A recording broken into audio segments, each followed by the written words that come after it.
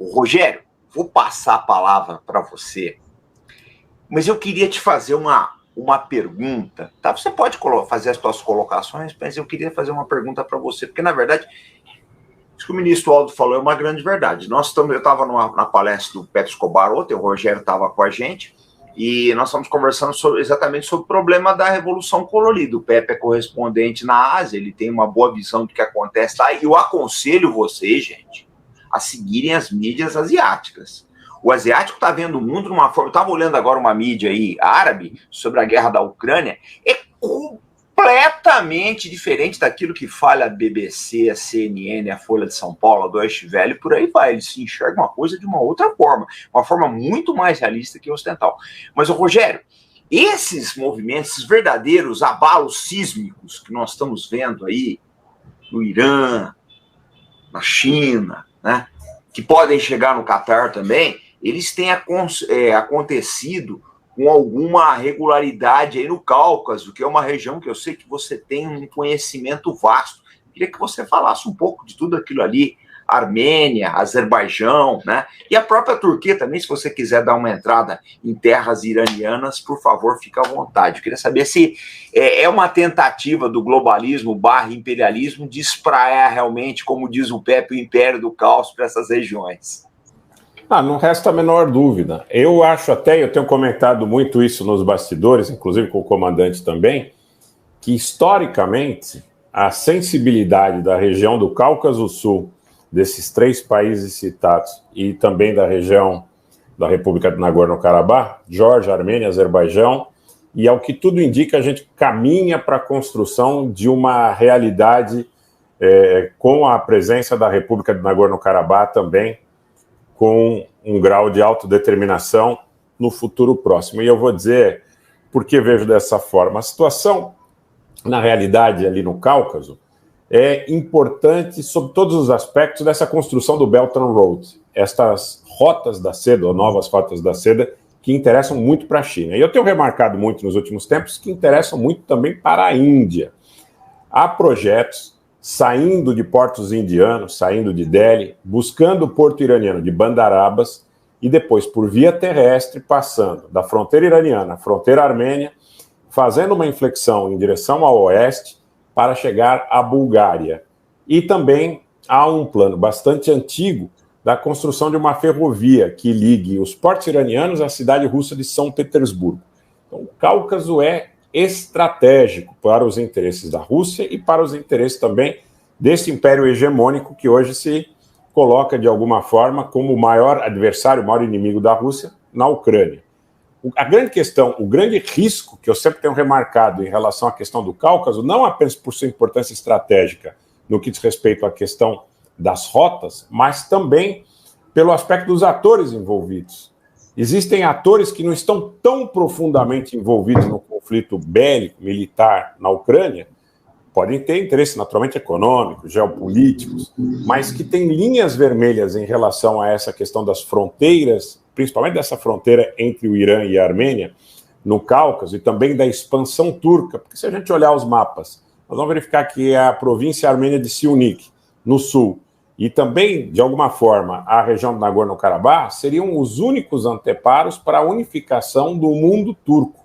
Isso diz respeito, vindo de trás para frente, diz respeito ao interesse da China em relação a Xinjiang e aos uigures, diz respeito ao interesse da Índia, não só em relação às rotas, mas também em relação à sua disputa histórica pela Caxemira com o Paquistão, diz respeito aos iranianos que teriam uma fronteira amistosa sob risco, no caso de uma eventual dominação turca ou de uma eventual dominação israelense, turca, britânica, hegemônica sobre o Cáucaso.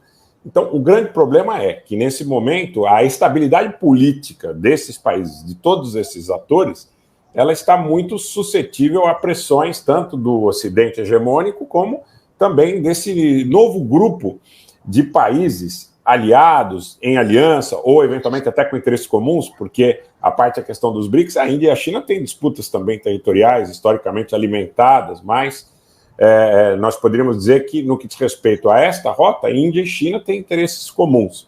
Então, eu tenho percebido movimentos que, se não são explicitamente de primavera, são movimentos muito parecidos sob o ponto de vista da tentativa de influência dessas potências nos países da região.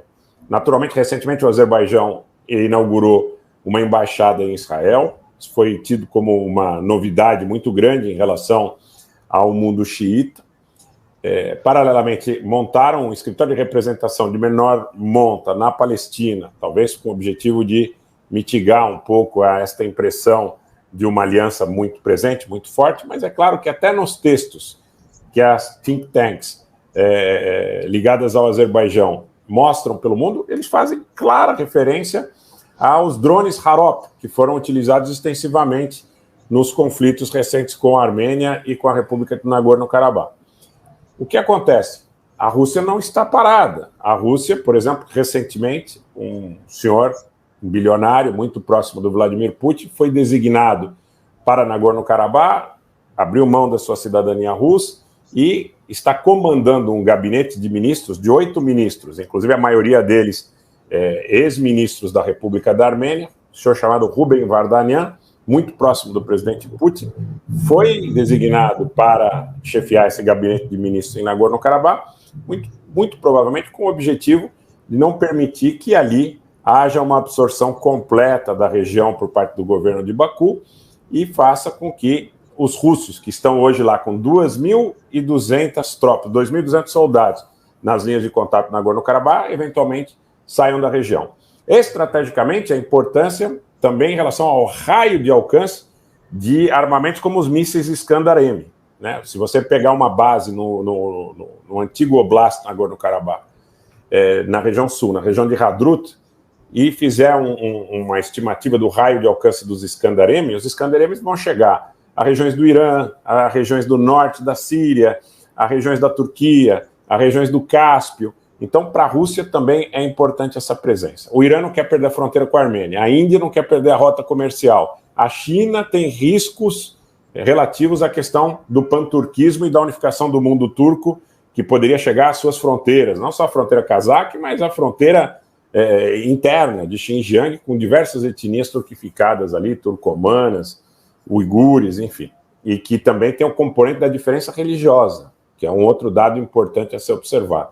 Então, há movimentações de influência, tanto de Londres e Washington, como também de Moscou, como também de Delhi, como também de Pequim e de Teherã, que é um player que até então era considerado de média expressão regional e que hoje é muito importante. Até na palestra de ontem foi suscitado em mais de uma oportunidade. Essa questão da aliança Irã, China e Rússia é uma novidade no contexto global, sob o ponto de vista das situações complementares, de fornecimento de nanotecnologia, de microchips, de hardware militar, os russos com uma expertise, com know-how militar mais acentuado, a Índia, que deve passar por um processo parecido também com a China, no que diz respeito à urbanização, ao aumento de renda per capita. Vão precisar de escova de dente, de pasta de dente, de papel higiênico, de lápis, de caderno, de computador. Vão precisar de muita coisa.